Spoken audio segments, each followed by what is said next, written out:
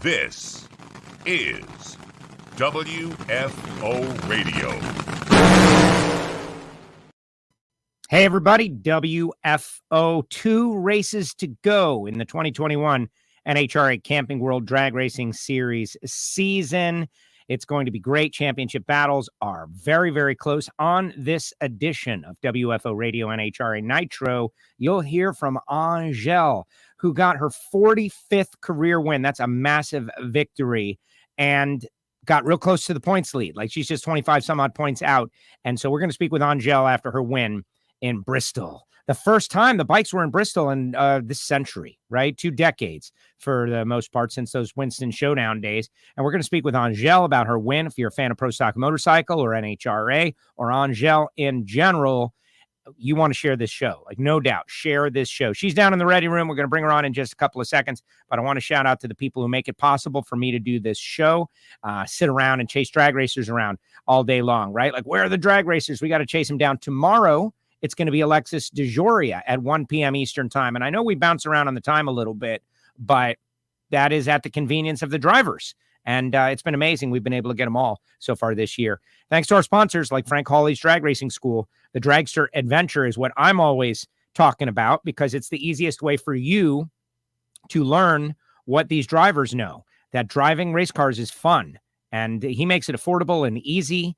And you can siphon a lot of knowledge off of Frank if you go on the Dragster Adventure. I am already pushing the holidays. It's like pre-Black Friday, right? Like holiday gift. This is the gift. This is the gift to get. Everybody else, they don't know what to get. This is the gift to get. Frank Hawley's Drag Racing School, Dragster Adventure, frankhawley.com. Our great friends at samtech.edu, educating the next generation of engine builders and machinists and crew members and CNC programmers and all of that stuff at samtech.edu. Motorsport EFI tuning, they were a big part of the Engine Performance Expo. Really appreciate them. If that is your future career path, you don't need to be a teenager to do it, by the way. You can go down that road. They can help you get placed in the industry you want. Go to samtech.edu. Total Seal Piston Rings, the leader in ring seal technology, totalseal.com. High-level technology unlocks the hidden horsepower in your engine. 40% of your engine's friction comes from the piston rings. Did you know that? They can reduce that number, and that's where the hidden horsepower part of it comes into play. Subscribe to the podcast, Apple Podcasts, Spotify, SoundCloud, called Hidden Horsepower. Search for it after the show, Hidden Horsepower, and you can get it at totalseal.com.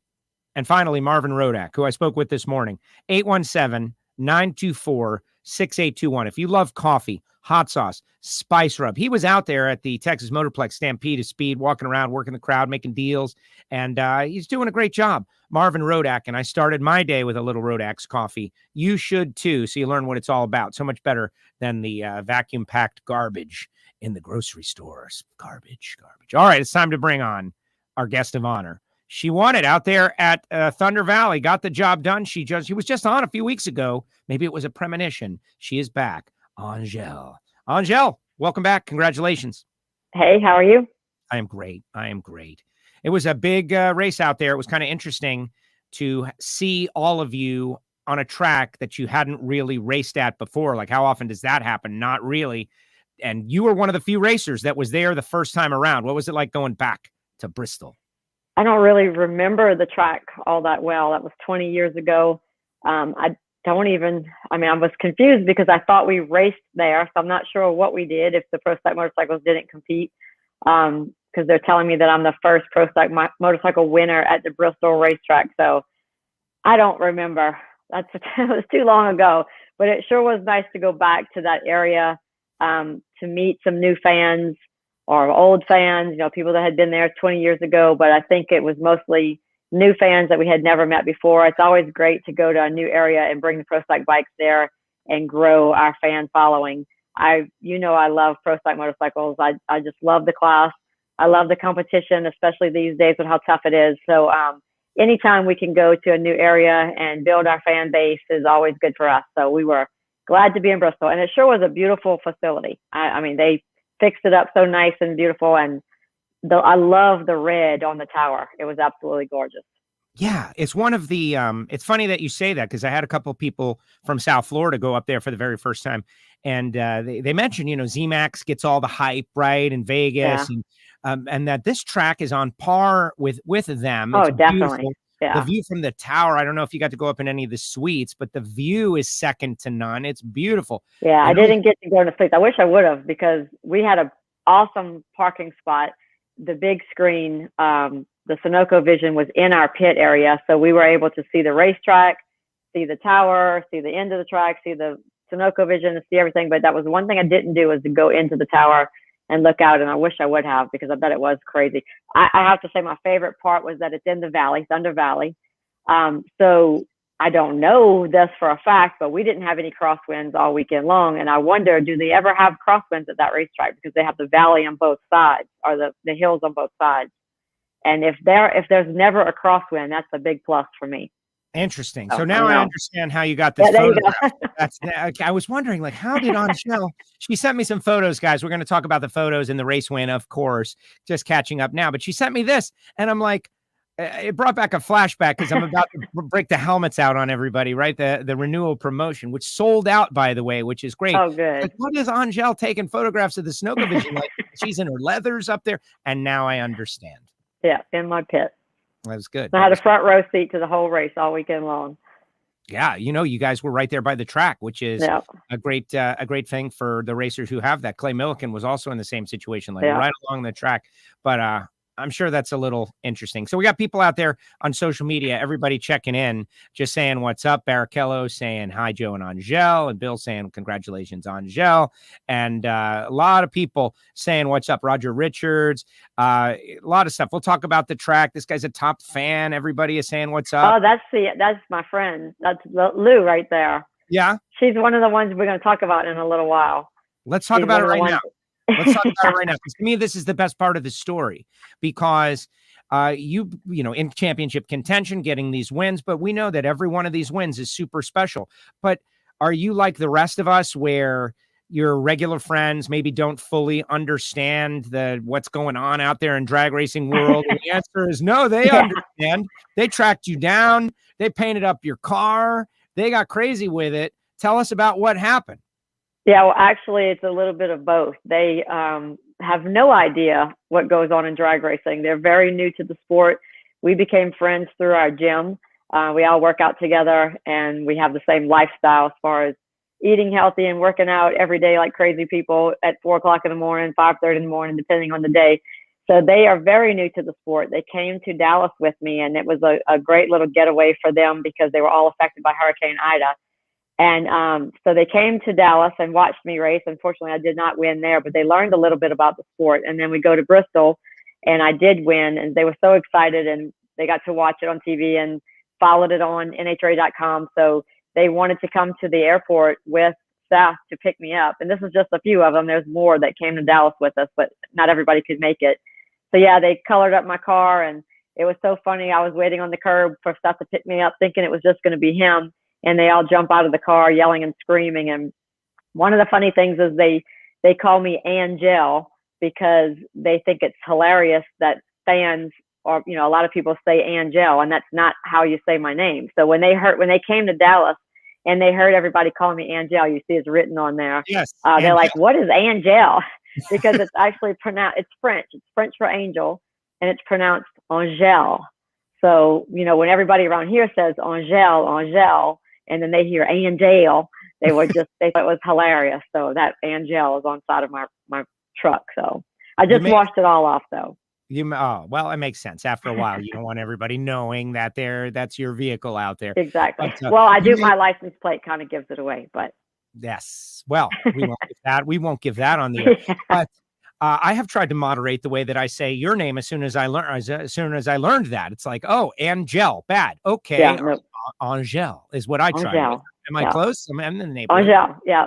Angelle, it's the A-N is pronounced like O-N, but you don't even finish the N. It's ah. And then the last part is gel, like Jacques Cousteau, but it's Angelle. Because of the French. And isn't it so much prettier? Angelle, prettier than Angelle.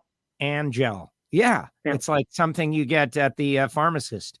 Like I've been called Angelle, Angeli, Angelle, Angela, everything but Angelle when I'm outside of Louisiana. No, that makes sense. Do you speak like some form of Creole, like I know some French words, but they're not good ones, not proper for a lady to say. Right. But Makes us want to hear them more. Yeah, I know a lot of slang, French slang. But my mother understands all of it and speaks it pretty well, but she's probably the last generation. We're losing it. My grandparents, all four of them, were fluent and spoke French most of the time. They, wow. They didn't speak a whole bunch. I mean, they spoke English very well, but when they were together, they always spoke French. Got it. So, well, that makes sense. And, my dad speaks Italian and I don't speak Italian. And, that debate happened when I was a kid, and it's just like, that's the way it is. America makes Americans. And eventually down the road, we're all Americans, and that's the way it works. It's good stuff. Okay. So it's good that you're having a good time. I love the fact. I have to ask you this, though, like your friends showed up, right? The thing about drag racing, we all wanted to be super popular and we all wanted to be more popular, and your friends showed up and surprised you at the airport. But what if it was a bunch of just drag racing fans? Like that's a different level of fame, right? Like we're not there yet. Like friends and family show up, but what if just a bunch of crazy drag racing fans? Like, do we want to be that famous? And I was just wondering about that. Like baseball players. I have the best of both worlds, because I'm not that famous, only in the drag racing world. Do people know who I am? And I do believe we have the best fans in all of the land, whether it be motorsports fans, sports fans. I think our people are just wonderful. They understand that we're just regular people like everybody else. And, they treat us like they put us up on a pedestal, but when you actually get to speak to someone face to face, it's just a good conversation. We're all the same. We're all equal. My mom raised me to understand that I'm not better than anyone and no one's better than me. We're all the same. So I really love NHRA fans. I think it would be fun to have people show up at the airport like that. But you're right. You want to have your privacy. And that's where I say I have the best of both worlds. I can go shopping at Walmart. And in my hometown, most people know who I am, basically because I live in a small town and we all just know each other. It has nothing to do with fame. We just all know each other. But I can go to a Walmart, let's say, in Baton Rouge, and nobody's going to know who I am. And so that's awesome. But when I go to the Walmart near the drag races, I'm constantly running into people like, oh, there she is. That's Angelle, because they're all there for the races. So it makes it fun, but it's not aggravating, or it doesn't invade any kind of privacy level. So I love it. That's good. Now, will this make you nervous?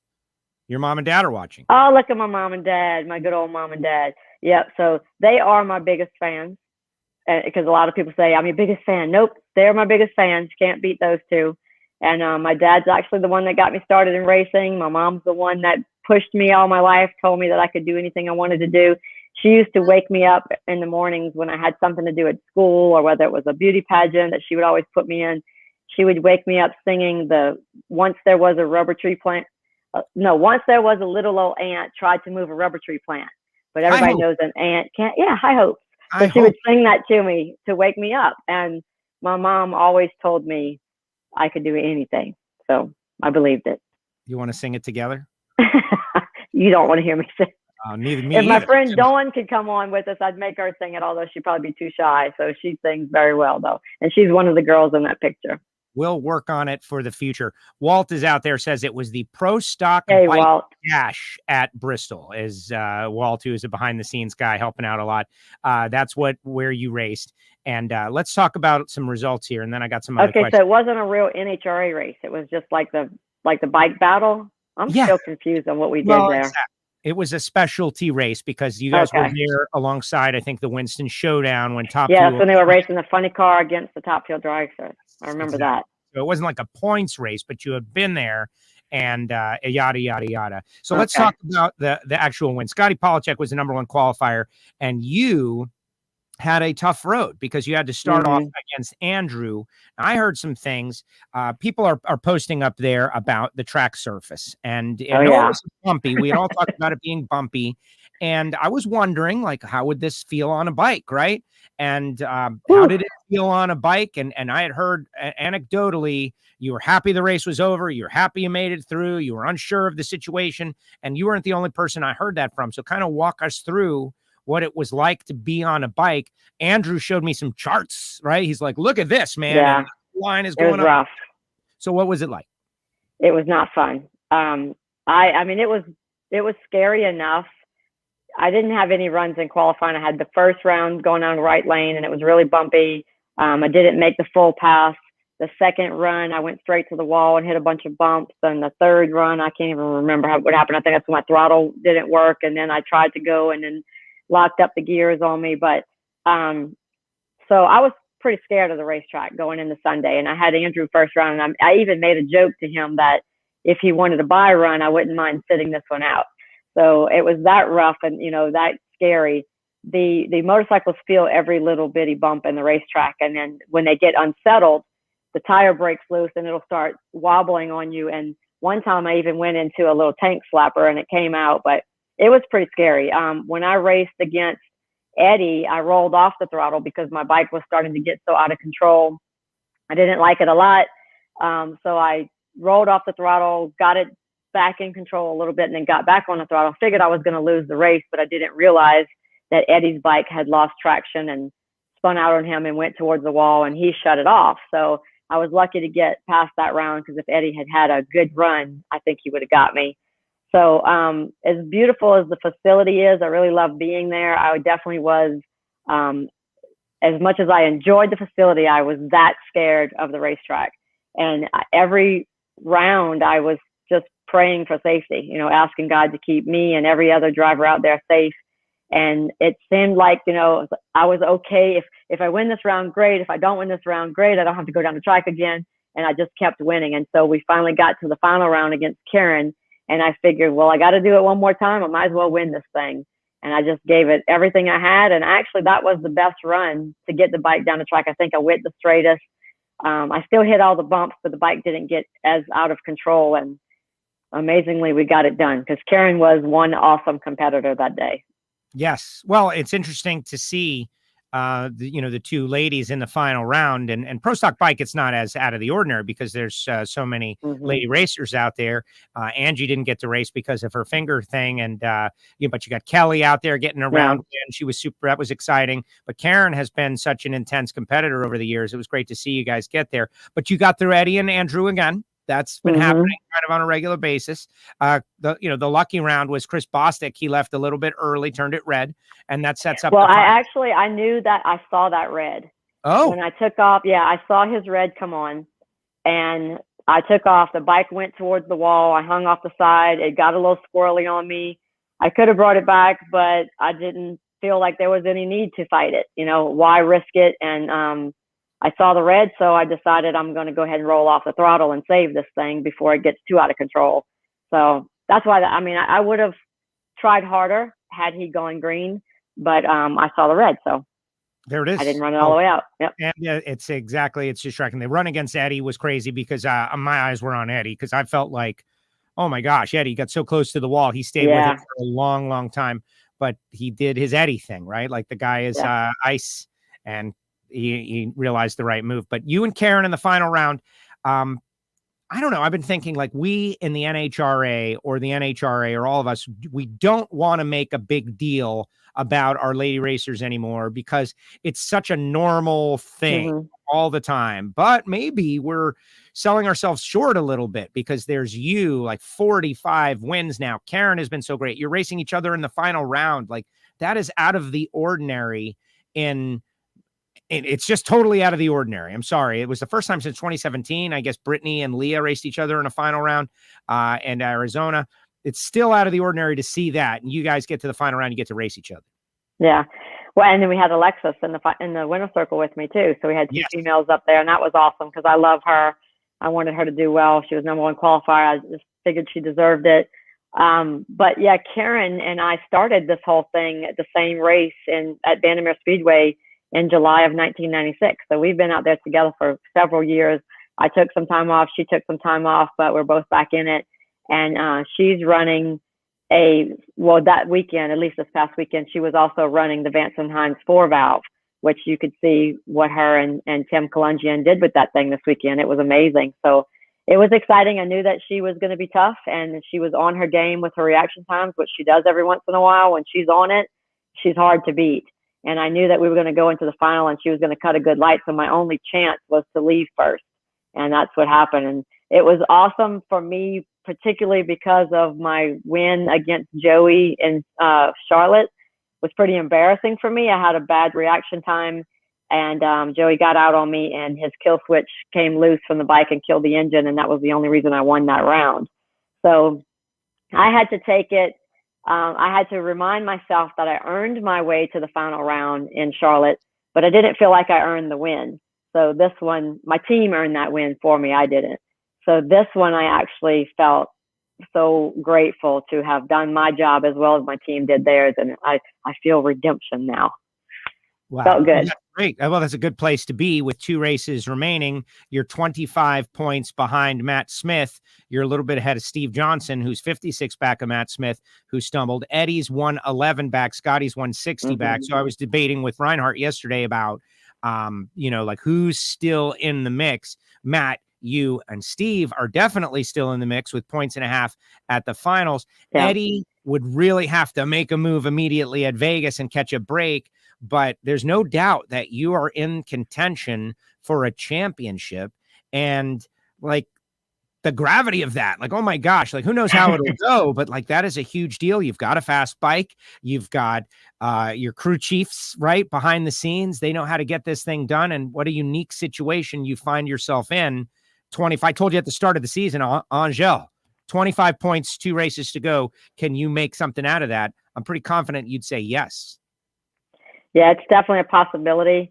I'm trying not to count the points or look at it too hard. I don't like to want things too bad because that's a bad problem I have. I want to win so bad that I usually mess myself up by thinking about it, getting into my head too much. So I'm trying to be really relaxed about it. And actually, it's pretty unbelievable how relaxed I am. I have the perfect outlook on it. So if I win the championship, it would be amazing. It would be the greatest thing that ever happened. Like you said, coming back after all these years and getting another championship would be unbelievable. But I also am at that point in my life where I realize the things that I have succeeded at already on and off of the racetrack. And I've had a wonderful career. I've had a wonderful time out there. And if I don't get the number 1 back on the motorcycle, then I'm still going to walk away with a smile on my face and my chin held high, because in the past I've lost championships and it really affected me massively. Like I just messed up my life. I didn't want to see anybody, didn't want to talk to anybody, didn't want to be around anybody. I didn't want to do anything. I was depressed, and I can't do that anymore. I have to understand that there's more to life than drag racing. And I'm just lucky enough to be able to have both, a good family, a good home life, and then a wonderful career on the track. So, but it does not mean that I'm trying any less. I'm just trying to keep my head straight because I know what the capabilities of this team, Vance and Hines, and we have Mission Foods on board this year. They've been so fun. Vance and Hines, as well as Mission Foods, are all about winning. If you guys have never checked out missionfoods.com to see all the motorsports programs that they're involved in, they sponsor a lot of different types of racing, and they are so fun and so involved with their racers. And to be able to bring them a championship would be a dream come true. And Vance and Hines went out on a limb and put me on the Suzuki at the beginning of the year. They weren't even sure they were even going to be back out this year. You saw how Andrew and Eddie weren't coming out at the very beginning. It was kind of just on a whim. Hey, let's put her out there and see what we can do with this. And so what a gift it would be to give them, the championship for what they gave me to bring me back out for one more year. I'm not sure yet what's going to happen next year. We're back at that time of the year where am I going to be here or am I not going to be here? I don't know. So we'll know that soon, I hope. But say what? No guarantees. Yeah, well, listen, allow me to politic a little bit on your behalf. Are you crazy people? Angelle needs to be out there. Obviously, the fan reaction has been incredible. The on-track reaction has been incredible. Like, what kind of sport are we going to have when our winningest lady racer, 45 career victories, rallying and charging up there to the lead overall, is in question? No, that is not. I think it's a question for a lot of people all the time. We don't know what the financial situation is going to be like with sponsorship. Like I said, this was something that Vance and Hines wanted to try and see how things go. So I'm hoping that they're happy and they want to continue. I'm hoping that Mission's happy and they want to continue. I don't know where we're going with this, but I know that I'm not ready to quit, especially if I don't get that number 1. I'm not going to be ready to quit. So I have a lot more left in me. The passion has not died down one single bit from 25 years ago or however many years ago. I'm more passionate about racing today than I was the first day I stepped foot out there. I've actually grown because now I have just as much passion, just as much drive, even more determination, and better focus and a better mentality about the whole thing. So it's perfect. And I do need to stay out here. So I'm hoping that happens. Well, wisdom, right? Like the wisdom. Exactly. You have all the intensity of youth, but you also have the wisdom, and you've got your little girls that you're trying to show out for, and it's working. Like that whole thing is working. Yeah. And Mission Foods, right? Like they came on board and they had race car shaped chips, and they immediately made motorcycle shaped chips. Motorcycle, program the computer, make them shaped like a motorcycle. And they seem to be doing the right thing to activate. And I know whenever I can get them, and I've got a friend who has a distributorship right down here in South Florida, and I immediately like, hey man, that's Drag Racing Connected. You need to get out there and work, get up early. So good stuff. All right. So this past weekend, I'm wondering if we can talk about this because I got to hang out. You mentioned the start of your career.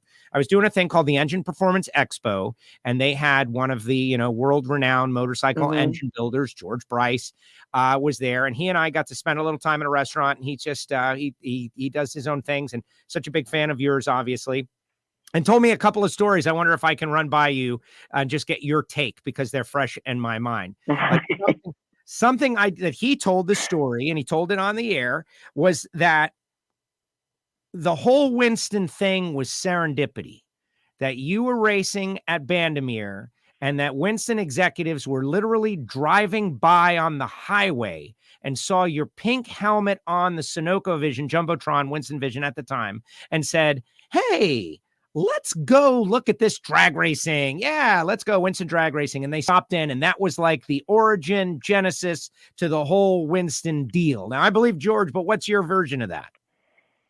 Yeah, I know one of the guys, up high up on the ladder, his wife was the one that saw me racing, and she wanted to meet me. She said, I want to go meet that girl. So they brought her to our pit and introduced her. And I don't remember this happening, but I know the story. I don't remember that exact moment of meeting her, but they came down and met me in the pit, and I was probably a nervous wreck because I was, just trying to get through the race. And she told her husband how much she loved me. And then one thing led to another. Winston started paying attention. It was Winston drag racing at the time. Yes. So, they were already out there. And I think Gary Selsley was already in the car, and Whit Bazemore was in the funny car. And so they just started talking about putting me on a Winston Pro Stock motorcycle, and it actually happened. And I couldn't believe it because it was at the very beginning of my career. And it's what launched me, in the whole sport, because they did so much with me. I can remember they would put these huge ads, like full page ads in USA Today of me on the motorcycle. And one day I asked them how much did that cost, and I think it was like, I don't know, $150,000 to $200,000 for an ad for one single day. And I told them, I said, you think maybe you could do like half a page and give me the rest of the money? But anyway, they were just awesome. And I was on the back of probably every single magazine that you can name. They had bought out the back cover. I was on TV Guide and Time Magazine and People Magazine. I mean, you name it, they had Winston ads on. So, there was things, for example, I can give you this one little story since you want to talk about old stories. I'm from Louisiana, so we don't have a bunch of big cities where I live. And I didn't even know what jaywalking was. And I had to go do a talk show in Los Angeles, and I was hungry. I left my hotel room. I was walking around trying to find something to eat, and I crossed the highway, and all of a sudden I heard sirens go off, and a police officer drove up to me and got out of the car and was going to give me a ticket for jaywalking. And I was like, I don't even know what that is. And he started telling me what I had done wrong. And he's looking at me really funny the whole time he's talking to me. He's like, what are you doing here anyway? Because I guess he could hear my Cajun accent, which I've lost pretty much all the way since I started racing. I'm sure you hear some of it. But anyway, I said, I'm from Louisiana, but I race pro stock motorcycles in the NHRA Winston drag racing, and I'm here to do a talk show. And his face, it looked like he saw a ghost, and he gets in his car and he pulls out this Guns and Ammo magazine, and I was on the back cover of it. me on the Winston motorcycle doing a burnout, and it was a Winston ad. He's like, "Is this you?" And I said, "Yes, it's me." And so not only did I not get a jaywalking ticket that night, he took me out to dinner, and I got free dinner with the police officer, the Los Angeles cop. So that was the very beginning of my career as well. And I was like, "Oh, this is so cool. You know, people know who I am." So that was when being famous felt like it might be really cool. Right. And then I learned, you know, over the years that the poor people who are very, very famous can't go to the grocery store or to dinner. They can't do anything. Stalked. Yeah, they can't do anything. They can't do anything. But see, to me though, you like all of these stories and, you know, taking you back, like some of this stuff, like, I don't know, man, maybe we're underappreciating Angelle and the NHRA, right? Like we always appreciate our legends, and Shirley was out there, and when Snake is out there, but you know, wait a second, we've got one of our great legends that is still competing and still in contention and winning races, and all of this equity, like every dollar that Winston spent back then, I think is still in the minds of people. Like that guy still knows you. All those people, they're still wondering, you know, whatever happened to that? Oh, she's still racing and still winning. Like, I think that's something. I'm glad you're putting it that way, because I always feel like maybe people think, when is she ever going to go away? Like, oh, she's still here. You know, fans will show up like, "You're still here?" And then, you know, the biggest thing is like, "You're on the Vance and Hines team now?" Everybody's freaking out about that, because that was my biggest rival. But yeah, so I'm glad to hear you put it that way, because I do feel I'm so grateful and blessed that I have been allowed, not only, you know, financially with sponsors or the willingness of the teams to keep me out here, but my physical well-being to be able to continue to do this. I work really hard to stay young and healthy. My husband's a lot younger than me, and I have 2 young daughters. And so they're my biggest focus, my biggest motivation to stay young and healthy. But then also it works well with the motorcycle too. So NHRA drag racing is not a real physical sport compared to even NASCAR or, you know, but like football, soccer, and stuff like that. But when it comes to riding a pro stock motorcycle and being a girl as small as I am, the physicality is a big deal. So I have to stay in shape, stay in the gym, stay sharp, of course. And that's not always easy to do when you're getting as old as I am, but I'm working hard at it. Everything's relative, and that's why we follow you on Instagram to see you work out at the gym. And I recommend it. It's a good thing. Well, it gets you motivated. Like, man, Angelle is up. Yes, I should. You got to get an Apple Watch, and then we will share activity.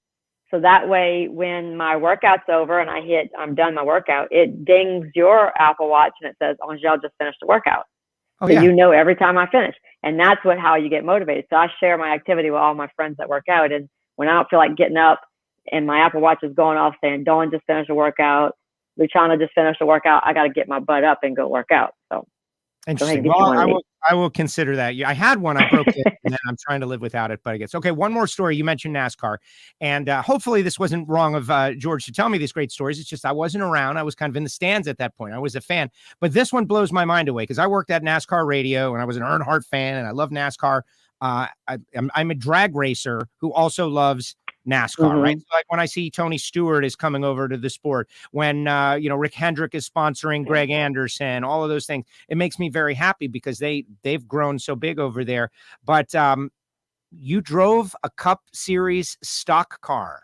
Can you share that story? I tried to drive it. Yeah.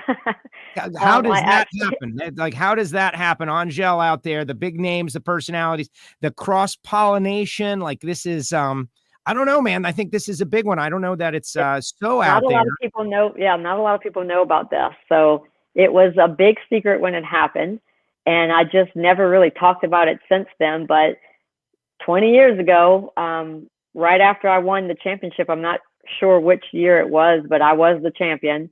And Winston had their corporate jet in California, and we had discussed me testing in a Cup car. And just to see how I would do, if I liked it, what they thought about it. And so right after we won the championship, they flew me from Los Angeles in the Winston corporate jet, which was this huge, beautiful jet, all the way to, I think it was Greenville Pickens Speedway or something like that. I think that was the name of the track we were at. It was a little bitty one. For some reason, that's the name that pops into my head. Is that a track? Yes. Greenville Pickens. Okay, so I think that's where we were. So I get there, and I'm not real sure what's going on. I know I'm going to drive a car. And so I show up, and there's Richard Childress standing there and Kevin Harvick. But, of course, at the time, Kevin Harvick, I don't even think he was in Winston Cup yet. I think he was doing the Busch Series or whatever was below that at that time. And and we had borrowed a friend of mine, another Kevin, who raced road racing. It was his car. He owned it. So they put me in this car, and they tell me, well, Kevin warmed up the car for me. And he drove around the track several times and warmed it up. And I hope I'm even remembering this correctly. I'm hoping it was actually Kevin Harvick. So if I'm lying, guys, don't. No, it was. It was Kevin Harvick. Right? Yeah. Okay. Yeah. So, and it was Richard Childress, right? That was there with me. So anyway, I get it. Kevin gets in it. He warms up the car. He does several laps, warms up the car on the track, and they timed him. And then they tell me to get in it. And I wasn't fitted very well in the car. I was wearing my helmet. I think I had an old fire suit from the Toyota Grand Prix of Long Beach that I had done. And I was wearing my drag racing helmet. So I did several laps, I think about 20 laps in the car. And Richard was talking to me and telling me what was going on. Well, I started getting really brave and pushing it. And apparently he told me to bring it in because it was starting to break loose. Well, I didn't hear him or understand him. And I was having way too much fun. And I was coming in this last lap really hot and just hit it hard in the turn, and the back end broke loose and the car started spinning all over, and I hit the back end first, and then it threw me into another wall on the front end, and it threw my head into the steering wheel. I bent the steering wheel. My forehead looked like the cartoon characters when they get knocked on the head. Whoop, the big bump just blew up on my forehead. And of course they came running and ended up having to bring me to the hospital in an ambulance, and then the blood from the bump went down under my eyes, and I had 2 black eyes, and I wasn't allowed to tell anybody that I was in the car or what we were doing. So I had to tell friends and family that I had a rental car accident at the races, and that's how I got the black eyes. But I think I did fairly well. I was only a couple of seconds over Kevin's time. And but of course, I was the only one on the track. There was nobody else driving around me. It scared the heck out of me once I crashed and realized what could happen in these things. And they asked me, if I liked it and I wanted to do it again. I think I let in my own way without saying, I don't think I really want to do this. They knew I really didn't want to do it. My passion's always been motorcycles. I've considered Top Fuel. I've considered Funny Car. We actually tried for both of them. It didn't happen, but I was meant to be on a motorcycle. I wasn't meant to be in that cup car. Kind of glad it didn't happen. But it was definitely an exciting experience for the day, that's for sure. And then, of course, several months later, I told my mom and dad what really happened. and what was they were still out there watching? What was their opinion of that? Were they upset, or and after it was in the past? No, my dad was like thrilled about it, and my mom was like, "What?" Because she really still does not like me on the motorcycle. It makes her a nervous wreck. So of course she doesn't want to see her little girl in a race car doing all that crazy stuff. If I had been raised doing that, maybe like Danica started in cars, go-karts, but I wasn't. I've only been on 2 wheels. So throwing me in 4 wheels kind of got me off balance, even though there's 4 tires under me. Which is, crazy in that, like, I'm more afraid of the motorcycles. Like, I see what you do and I can't relate, but I can't relate to what Ron Capps does either, but at least he doesn't have to balance. All right. He steers the thing. You have to balance. You can fall off. What happened with Corey and all, like, that's frightening. And just courage wise, like, I think there's tremendous courage to get on one of those bikes and do what you do. But then again, you've been doing it since you were a kid. And 6 years old was when I started. I don't know life without a motorcycle. And it's good for the bikes. Like, you've been a great representative for that class. Look at how far it has come since, and thanks to, you and the predecessors, right? John Myers, Dave Schultz, Terry Van, like, everybody has helped elevate it to where it is right now. And some are saying that we're in the golden era right now because of the 4 valves and the 200 mile per hour runs and the parity. You got Matt Smith, and you've got you guys, and you've got just Steve Johnson. Anybody can win right now. Yeah. That's why it's so tough. You qualify, you hope and pray that you're going to qualify in the top half, because first round is a final round these days. And, I had Andrew Hines first round. Not only is he the winningest pro stock motorcycle racer in history, and my teammate, but he's also my crew chief. So he's making all the tune-up calls on my motorcycle to make me go fast, and I have to race him in the other lane. We had a couple of races ago, we had a situation. I had a question. I'm on the starting line. There was a light on my dashboard that I thought I wasn't used to seeing. It ended up being a light that was already there. I just had never really paid attention to it before. And I'm trying to tell Scott, I don't know what this light is. I don't know if it's supposed to be on. And so he's got to run over to talk to Andrew to find out, what are we going to do? Because Scott also was caught off guard by me asking what this light was. And so he has to go have a little conference with my crew chief, who's on his motorcycle in the other lane. So here we are trying to discuss this while we're both getting ready to stage. So that's something that doesn't happen for many people.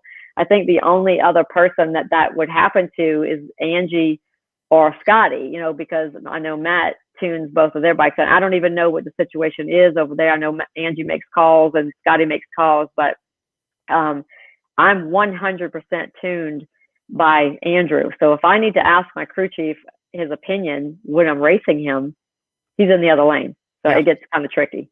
In bike communications, or something like that. Hey, Derek, we need to do a radio headset so we can talk to each other. Exactly. Derek's got a quick question. We'll ask, how did driving the heavier Harley better your driving on the Suzuki? Is that something? Yeah, actually, that's a good way to ask that question, because I've been asked the same type of question many times, like what's the difference between the Harley and the Suzuki? But no one's ever asked it to me that way. And that is an interesting way to put it, because it did not better me to race the Suzuki. It actually kind of messed me up, because the Harley Davidson was so heavy, had so much torque, wasn't aerodynamic, and really, really hard to drive. So I was having to, and I don't like this term, but don't know what else to say, manhandle it. I'm having to yank it and pull it and put everything I have into keeping that motorcycle straight. And the Suzuki is actually a lot easier to get down the track in a straight line. And so when I first started riding the Suzuki, I was overcorrecting. I'm jumping off the side, I'm yanking the motorcycle, and I had to figure out how to settle that back down and have more finesse on the Suzuki. Now I still have to move quicker and stronger than Andrew and Eddie or anybody else that does it on the motorcycle, because I'm little. If you have, I'm trying to think who all races Suzuki's. Let's Michael Phillips, for example, because he's a big, strong guy. If Michael Phillips' bike starts driving to the right, he can do just a little tiny shoulder movement and pull it right back. I can't do that because I'm 120 pounds with my helmet and leathers, and I'm on top of this motorcycle that's very heavy. So even though it takes less of a movement on the Suzuki than the Harley, I still have to do more than a bigger guy would do, if that makes sense to you. It does. It does. Good question, Derek. Amazing. Congratulations on the win. I love the old school stories. I tell the one you shared when we did the happy hour with Gary Selzy a little bit earlier during the pandemic, the T-Wayne. Oh, yeah. Yeah. That was fun. I think about those days all the time. And, we didn't know what we know now, Winston and all that, but their investment in the sport really helped us get here. But we have a lot of problems at the RJ Reynolds Tobacco Company, and money is not one of them. That's true. That quote stays with me all the time, and I can't help but laugh. That was all because I had made the comment that I wanted a lobster for dinner. I wasn't going to get it. I'm just a little Cajun girl from Louisiana. I live in a very small town. There's not a lot of money around here.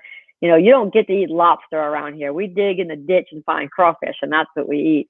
So I'm at this restaurant, there's lobster on the menu, like, oh my gosh, I want the lobster so bad, but I would dare not ask for a lobster on someone else's bill.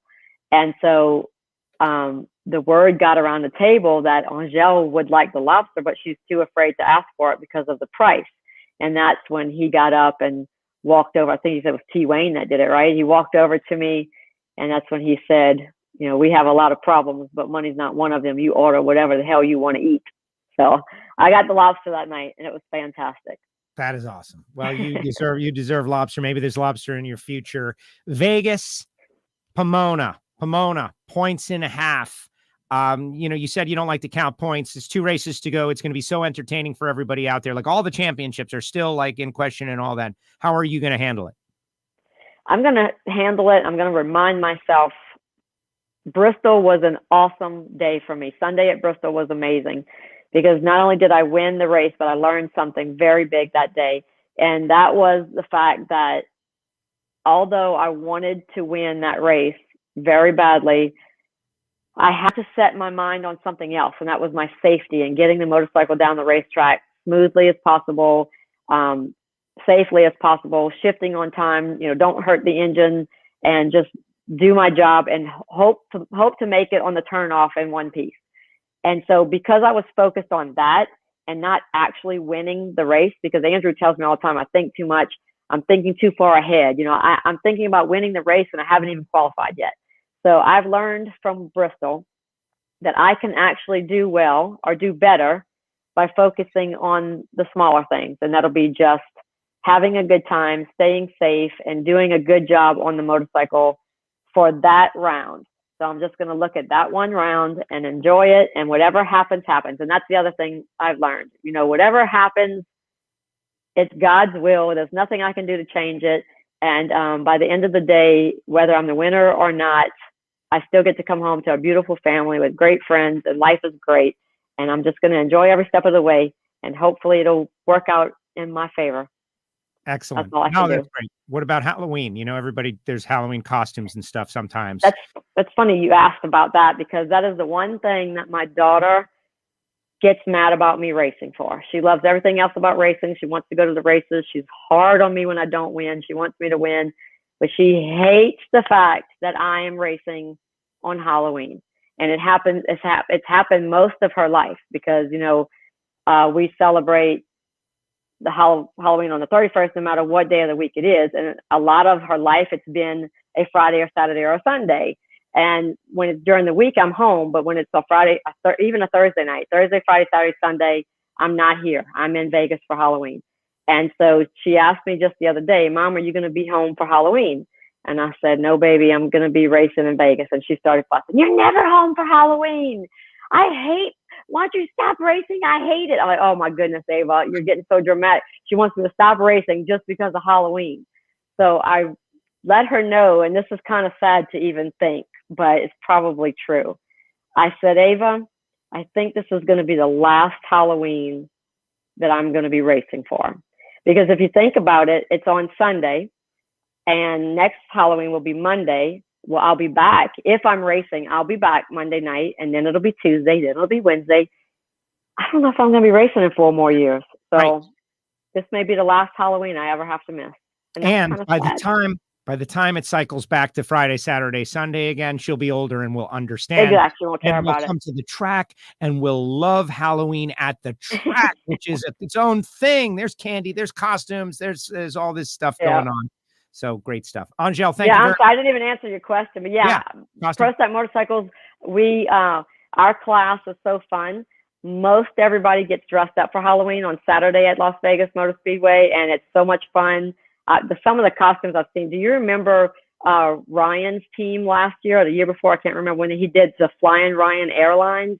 It was awesome. He was dressed like the pilot. His crew guys were like the directing with the orange cone things, and the girls on his team were like flight attendants. It was so cute. And I've seen, I think Karen Stouffer's team did the Wizard of Oz one year. Everybody was the character in the Wizard of Oz. So it's just an awesome time. Ava definitely wants to go to Vegas for Halloween. And of course, I won't let her because that's one of the few that my husband and I go to together and we have a good time. Right. That's the adult Disney World. Everybody loves to go to Vegas and have a good time. So the kids stay home for Halloween with grandma. Sorry, kids. That's the way it goes. That's the way it goes in Vegas. Well, I like it. Yeah. Gary Stouffer as the dude a couple of years ago, Big Lebowski. And you mentioned Flying Ryan. The guy he's a character to say the least. I know you saw a couple of photos of him with. I was going to ask you if you saw those. That would be something that he would die if I sent you to put on the air one day, but it would serve him right. Would he die? Oh my God. I don't know. He might actually like it. Just so the viewers will know. So when I raced Ryan at the racetrack first round, well, actually it started when we were what do they call it? The monster matchup or the marquee matchup? Marquee matchup, yes. Yeah, the marquee matchup. Monster decides to sponsor it, then we'll change it. But that's right. So first round, I think it was Denver. We had to race each other. So when I left the racetrack, he went and took a bunch of our posters, and we had given him a bunch of mission chips. And he got down to his tighty-whities, or I don't know what he was in, but he covered himself with bags of mission chips and had all my posters laying around him. And he looked like he was naked. And they took these like photo studio shots of him. And it was hilarious. I should have sent you these photos so that you could put them up. But anyway, it was hilarious. What's that? Do you have them? No, I don't. I don't have them, but I have seen them. And I can tell you that there was a little worry about, like, what are the mission people going to think about this? You know what I mean? Like, are they going to he thought I was going to get mad, but I thought it was absolutely funny and precious and fun, because you got to have rivalries in racing, and Ryan's the best one to have a rivalry with. But it did not stop there. So we had to race each other again, another first round, just recently. And he came, we have a life-size cutout, a mission cutout of me. He stole my cutout and had extravaganza the whole night with my cutout. So I ended up in his shower, in his motorhome, and he took pictures of my cutout in his shower. We were taking shots of tequila or vodka or something together. It wasn't me, it was my cutout. So he looks like he's taking a shot, and he's giving the cutout a shot. There's another picture of, he's got my cutout laying in his bed. So, I mean, and he's just taking, all in fun. Absolutely nothing bad happened. He's just using my life-size cutout to make, to make fun with me. And he sent me these pictures. It was try to get in my head, try to make me mad so that he could beat me the next day. But it hasn't worked yet. Ryan, keep it up. It's not working yet. But it's definitely in all fun, and I love him for it. And he's a great competitor. He's a genuine, just a sweet, sweet guy. And I love having him out there, and I wish him all the success in the world. And I was so glad to see him win when he did win. I think, was that last year? So he's got a little struggle going on right now, but he'll turn it around and come back. That struggle bus, man, it's very challenging. Yep. He was just, the target is always moving, right? Just when you get there, when you get all the answers, they change the questions. And, but it's great that you've got such a review. I just sent him a quick text to see if he could fire off the thing via email. It's like a total shot in the dark that he would be looking at his phone at this exact second. If you've got it on your phone, you can email it to me, and I can get it up onto the show in less than 1 minute. But that's you have that ability. I don't know if you're using your phone for the stream. Yeah, I don't know. I'd have to look for them. They're back to a little ways, but it's way back. That was at the start of the year. That was in Gainesville or something, right? Like early on. No, it's just he started it in Denver, which was July, and then the last one was just a few races ago when he stole my cutout. And then we came back to the track another day, like at the next race, and the cutout was gone again. So I went straight to his trailer. I said, "Okay, Ryan, what did I do last night?" And he said, "Oh, it wasn't me. I didn't take it this time." So that's apparently awesome. A fan had stole it that night. Well, and his golf cart ended up on the roof of his trailer or something. And like everybody is attacking everybody, like Joey Gladstone and Corey. They have fun with the guy. The bikes have a family atmosphere going on. Even when there's anger, it's not that kind of anger. It's a different it would be like a brother and sister getting in a fight. You're going to argue, you're mad, the passion is there, the intensity is there, but at the end of the day, we all love and respect each other. We want to kill each other on the racetrack. When the helmets go on, we are not friends. But if something goes wrong with another person's motorcycle and there's somebody in the pit that can help, they will. I mean, even the biggest rivalries will show up with a part that the other person needs so that they can continue racing. And that's why I love not only the sport, but especially the pro stock motorcycle class. Tremendous. No, and I do too. It's not the same when you guys aren't there. It's not the same when pro stock isn't there. Like, we've got this thing. I know, I get why you're not at all the races, budget wise, and just to be stretched so thin. But it is a different experience when one of our little family members isn't there. Angelle, see you in Vegas. Thank you for doing this. Thanks for making such great time for us. And I really appreciate it. Great stories. I know there's a whole bunch more, by the way. Those old school Winston days. Yeah. You probably got a million. Well, thank you so much for having me again. When I win a race, lots of things I get to do. Interview with Brian Loans in a little while, and had a radio interview that I had to miss the other day because I do have to play mom. They wanted me there at 8 o'clock in the morning, but that's when I'm driving my kids to school, so I wasn't able to make it. But that's the great part about winning racing. All of a sudden you get popular and everybody wants to talk to you. when you're not winning, it's like they just brush you under the rug. So I'm glad to be here. There you go. Thank you, Angelle. Have a good time out there. We'll see you in Vegas. Appreciate your time.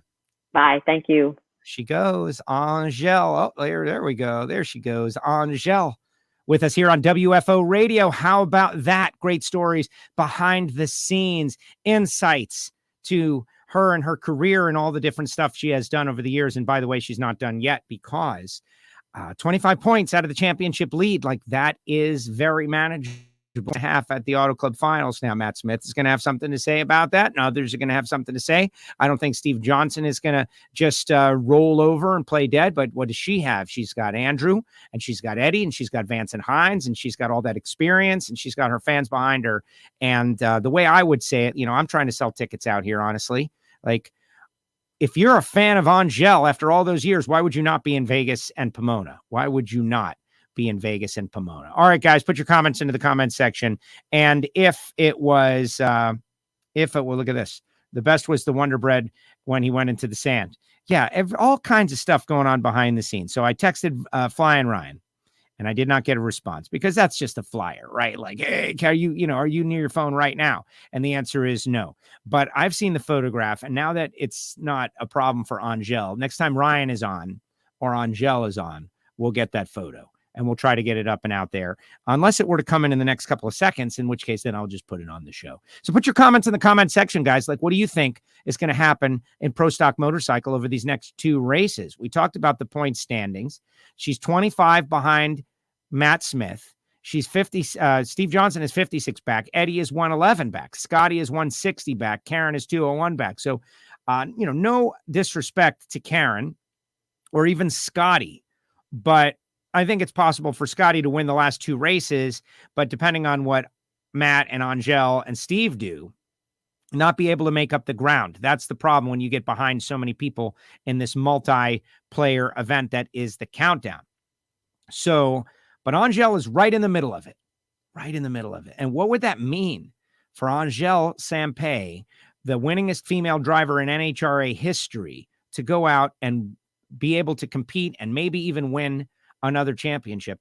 I think we as in, all of us, right? Like, shortchanging her a little bit on her role in the sport. Like, where is she in the sport and the history of NHRA? She's definitely up there.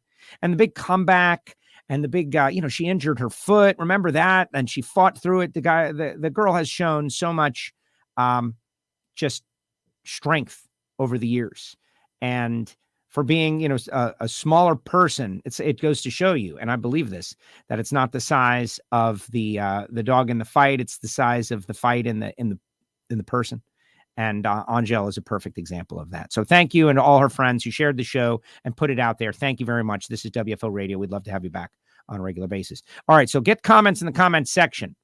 And I'm going to talk to you about a couple other things. We're going to keep on going for a few more minutes here because I want to let you in on a couple of things that have happened. Couple of things that are going on. So first of all, our Patreon family. These are people who pay a monthly fee membership to get special and unique content for just them through Patreon, patreon.com/WFO radio. You can find it through the website, WFOradio.com. And there's all kinds of content. It's really like, the behind the scenes of WFO. And I consider the Patreons our VIP listener club and also advisory board. Like, if I've got a beef, like if I decide, I'm thinking about retiring from this whole deal, I'm going to the Patreons first and run it by them. And that's what being a Patreon is all about. You can get a yearly membership also. And, once you get a threshold, you get all of our gear, right? Like, you get these really cool, once you get to a certain threshold, you get the, the pin, right? Patreon certified, Patreon WFO, to wear at all of our secret meetings with Secret Society and all that stuff, Patreon. But in addition to the Patreons, we have our sponsors like Marvin Rodak, rodakscoffeeandgrills.com, the coffee roasted fresh per your order from all around the world. They've got unique gourmet coffee. Some of these coffee farms, they only make one bag of coffee a year, and Marvin gets it. How does he get it? It's exotic stuff, next level stuff, and it's roasted fresh.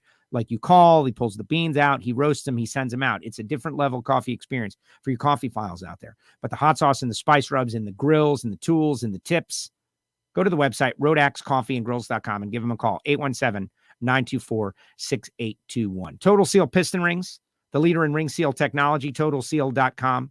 Go to the website, bounce around a little bit. You can put orders in at the website now. It's a brand new website, but you can also listen to the Hidden Horsepower Show and all these great engine builder celebrities, like at the Engine Performance Expo, which is where I got to hang out with George Bryce, which is where I got to, hear all these old school stories. One of the other stories he told, which is not revolving around Angelle, was revolving around Daryl Alderman and John Myers, and the day that they swapped car and bike. That Daryl Alderman said, oh, man, I could drive that motorcycle. And John Myers was like, I could drive that Pro Stock car. And they actually went somewhere and they did the car swap. And I got to hear George's version of this story. And just amazing stuff. But I thank him for sharing me. Oh, let me see what I can do. It says Flying Ryan. Interesting. We'll see what he can do. It's in your phone, man. You just send.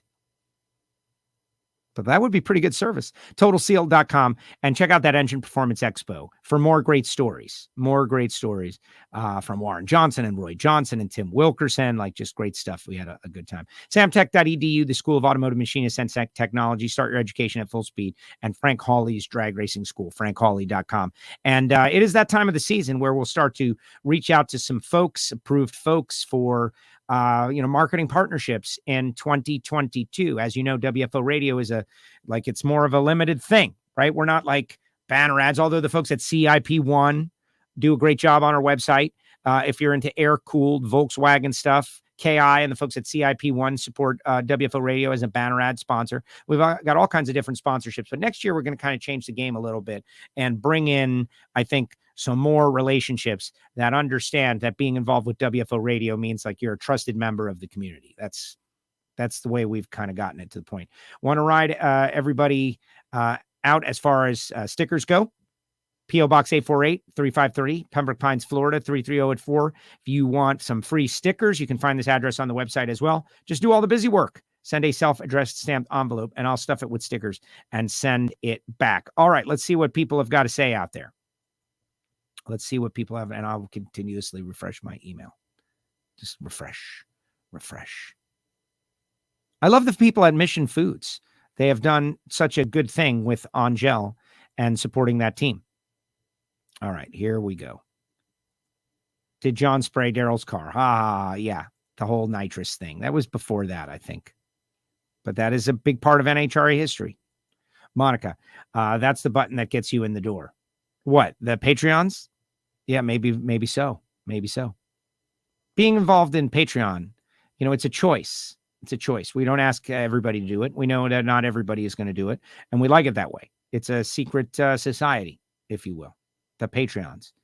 WFO is the ultimate insider. The Patreon experience is fantastic. Wow, Scott, thank you very much. I always like to downplay it a little bit, like you're really not getting very much for your money, but maybe you are, and that's it. It's just it's a matter of opinion, and I appreciate our Patreons. Like, they are the best. Okay, let's see. Is Angie Smith going to be good for Vegas? Don't know. Angie is tough. Like our lady, we just spoke with Angelle and Angie, and just thinking about the lady racers and Pro Stock motorcycle, like the grit and determination.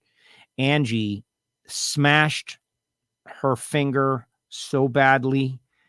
She goes, do you want to see the pictures? And I was like, no, because I'm a little squeamish, but I checked out. I watched them just as a toughness test, and I got through it. But she hurt herself badly. And she took the pain, take the pain. She took it and did not shed a tear. In fact, went out there and just, suffered the rest of the weekend. I bet she's hurting right now, though. And I don't know if she's going to need some surgery or what, but it looked nasty. And the fact that she could just take it and go out there the rest of the weekend, that's toughness. Tony says, Pro Stock motorcycle is awesome. One of the most competitive classes in NHRA. I think the competitive field is the best in any motorsport. Well, it's certainly arguable. Thank goodness NHRA approved the 4-valve per cylinder heads.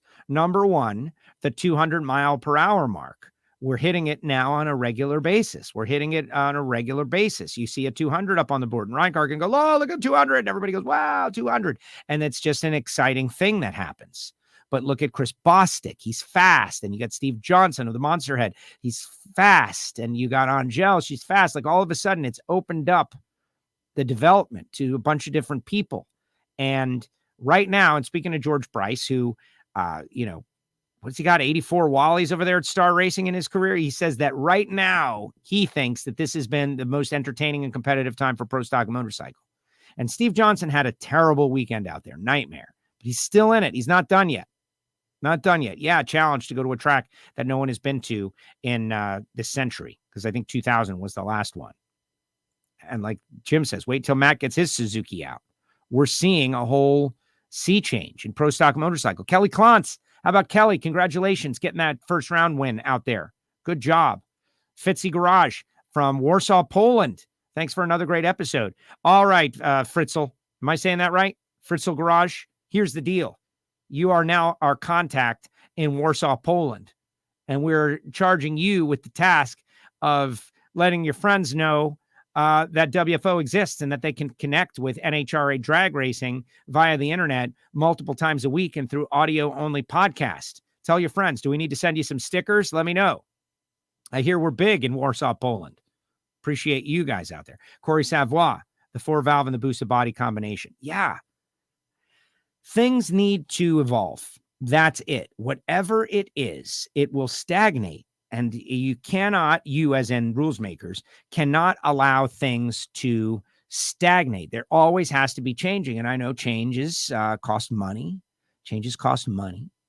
But like, look at Formula One, right? Like they'll change and it'll be great. And then they'll change and it won't be good. And then they'll change and it'll be great again. They are constantly evolving. They know that there needs to be change. Things tend to stagnate. The day we do a pre-race show where all the drivers are jumping out of a plane and parachuting in, that'll be amazing the first time we do it. But if we do it for 5 years straight and the 5th year of the drivers parachuting in, people will be like, we've seen this before. And that's just the nature of it. Garlitz told me one time, we're talking about, should we try to go 340? Should we try to go 350? And he said, no. And I said, why? He goes, well, the second you go 340, people are going to ask, can you go 350? And the second you go 350, they're going to ask, can you go 360? And so there's got to be different ways of evolving. Like that's the thing. People get complacent about a certain number. And so I guess I maybe made a point against my point, which is you got to mix it up, but also people always want to see something fresh. Let's see what Tom says. Why don't they bring in the funny bikes and the Top Fuel bikes? We have that, Tom. It's called Top Fuel Harley Davidson, and they have it out there now where they're all nitro Harleys. Like Spider-Man doesn't come out there and race, but I'd like to see that. But then again, Spider-Man's running 550s. And I think there's a parity thing. Like we're already struggling to create parity, but the Top Fuel Harleys are out there and they're amazing and just different than the Pro Stock motorcycles. Just like Pro Stock is different than Top Fuel in and of itself. Let's see. Those pictures made me lightheaded. Which pictures? I don't know. What else? I already got this one. Jeremy says determination. Mike says, congratulations on the awesome win. This is for Angelle. Got it to her too late. Thank you to bring the Pro Stock bikes on the map, as I said, and never followed the bike until now. You've shown that it is first class division. Hope to see more and more bikes coming in the series. I agree. Love Angelle, but really like to see Steve Johnson win the title. Well, that's the thing. We can make a very competitive argument as to why Steve Johnson winning the title will be great. Thanks for clarifying the pronunciation of your name. I've always said Angelle. And now I know it's Angelle, which I learned that thanks to spending a little time down there. Great show, says Cody. Mitchell says, great show. Thank you very much. Fun interview. And there you go. Any final comments down there? Angie Smith, the photos she posted. Yeah, they were disgusting and gross, but that's her finger and it, why don't they bring? Okay, there you go. I've gotten through all the comments. Now I want to bring up one more thing. Tomorrow we have Alexis on 1:00 tomorrow. Alexis DeJoria. That is going to be a whole lot of fun. But there's a little sub-story brewing in the NHRA that people have talked about it, but I want to pump it up, which is the Rookie of the Year battle. It is my understanding that the Rookie of the Year nominees are officially going to be released soon. Maybe they've already been released. Maybe they're up there right now on NHRA.com. I don't know. Very soon. Let me check. I'm checking. Whenever you see me do this, it's because I'm checking something. Oh, look, K-Mac with a new sports report talks about Stanfield taking a shot at the 5th championship. But no, I don't see the Rookie of the Year candidates posted just yet, the nominees. The Rookie of the Year battle is the most vicious we've ever seen because you have two standout candidates. You've got Dallas Glenn, pro stock, 2-race winner, young driver, crewman, was going to do a couple of races, and his success was so obvious, and his reason and desire for being there was so obvious that full-time sponsorship was immediately secured. And now through 2022, Dallas Glenn will be out there. Rookie of the Year candidate. Winning in pro stock, some consider the most challenging category. And then you've got Josh Hart, who was going to do a part-time team, and he was going to show up and just carry his helmet. And he told us a couple of weeks ago when that fell apart, he was like, well, we're going to buy this team. And he bought the team, and he secured sponsorship, and he has been involved in a whole bunch of different stuff, good and bad out there, winning against Brittany and involved in a whole bunch of different stuff. And so Josh Hart has 2 race wins and an unbelievable set of statistics, by the way. The Josh Hart statistics. Oh, here we go. Flying Ryan comes through. I've been stalling this whole time, guys, for this picture, but I'm not going to share it until you share the show. That's it. But I want to get to my Rookie of the Year stats because this is pretty nutty. Okay.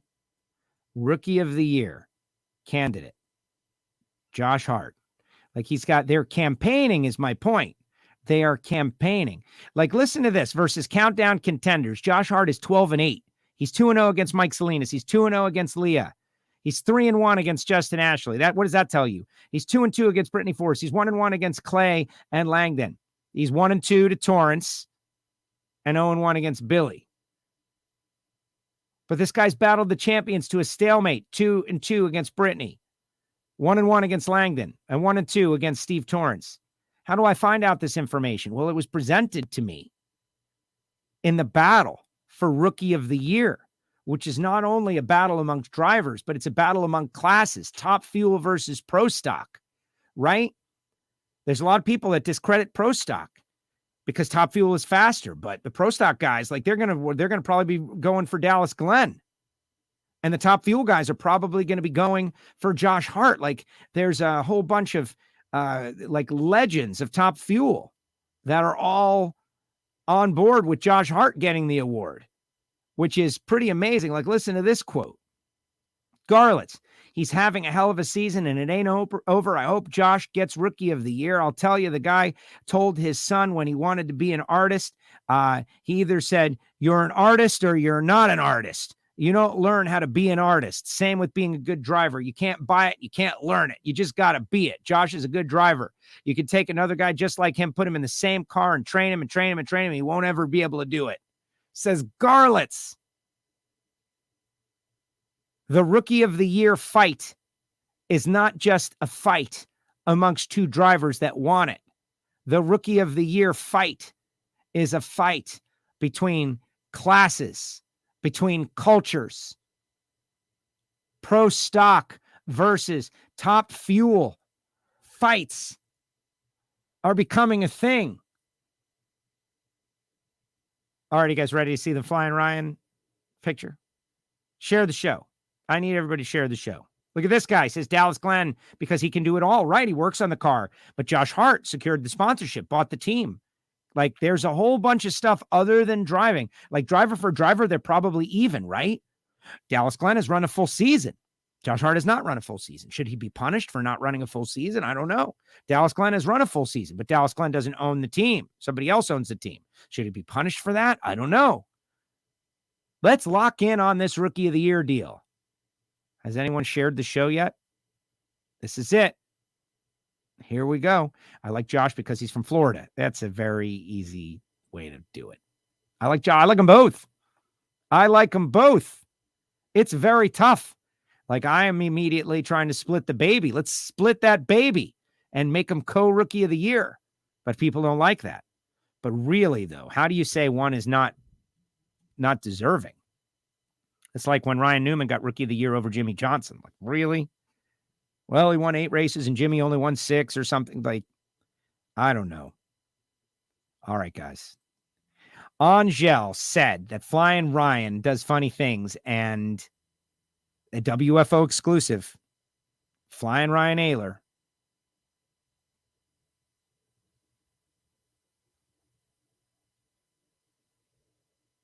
covered in Mission tortilla chips. This is the kind of stuff that happens behind the scenes at the NHRA. Pro Stock Motorcycles. It's a little late. Good job, Flying Ryan. Thank you very much.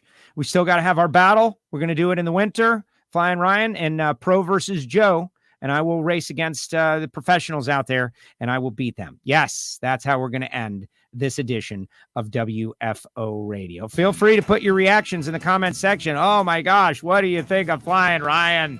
Oh, my gosh.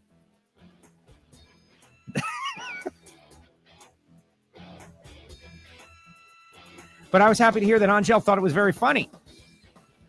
Oh, here come. Tony Ross, the Rookie of the Year battle shows the NHRA is in good hands and moving forward. Absolutely, it does, Tony. That's exactly what I took out of it, that you've got these young racers that are both very successful, that both want to win Rookie of the Year. They want it. They want it bad. They're doing it. Their PR staffs are out there creating stats and videos and putting them out there, and let's make it a war, man. Let's make it a battle. Blake says, Joe, are there guidelines for becoming a Rookie of the Year candidate? Yes, which I got a little wrong earlier. I forgot that Kid Chaos had run his minimum number of races. I think it's 7. John Serbone, I wish I can unsee that. Yeah, but John, check this out, though. Look at this one. Oh, no, you still... you can't. It's so terrible. And that's why it's funny.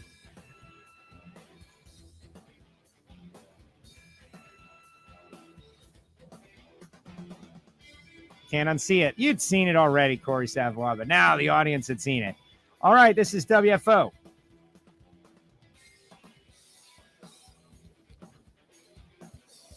Angelle tests a cup car with Kevin Harvick and Richard Childress story. And then that should be enough to win some listeners. And those of you listening on the audio-only podcast, you should probably be thankful in this case. Tomorrow, 1 o'clock Eastern Time, we're going to have Alexis DeJoria, Rocket Phones and Bandero Premium Tequila. We're going to hear from Alexis. She's going to be fired up. And then it's an off weekend. All right, guys. Remember, the Ignition show's in the archive. Reinhardt was on with us yesterday. We'll see you next time right here on WFO Radio.